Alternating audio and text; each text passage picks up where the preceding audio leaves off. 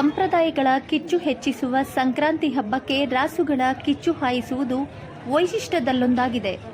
ಮಕರ ಸಂಕ್ರಾಂತಿ ಹಬ್ಬದ ಪ್ರಯುಕ್ತ Ramanagara junior college ಮೈದಾನದಲ್ಲಿ ಮಂಗಳವಾರ ರಾಸುಗಳನ್ನು ಕಿಚ್ಚು ಹಾಯಿಸಲಾಯಿತು. ರಾಸುಗಳಿಗೆ ಎಣ್ಣೆ ಹಚ್ಚಿ ಭರ್ಜರಿ ಸ್ನಾನ ಮಾಡಿಸಿ ಸಿಂಗಾರ ಮಾಡಿ ಅಲಂಕರಿಸುವ ಕ್ಷಣ ಸಂಕ್ರಾಂತಿಯಲ್ಲಿ ಮಾತ್ರ. ಸಂಜೆ ರಾಸುಗಳೊಂದಿಗೆ ಕಿಚ್ಚು ಹಾಯಿಸುವುದನ್ನು ಸಂಕ್ರಾಂತಿ ಹಬ್ಬದ ಸಡಗರಕ್ಕೆ ಇನ್ನಷ್ಟು ಮೆರುಗು ನೀಡಿದಂತೆ.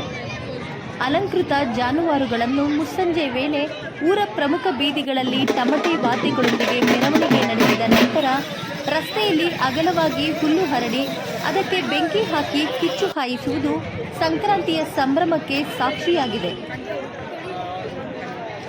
ಎಲ್ಲಿಂದ ಬಂದಿರೋದು?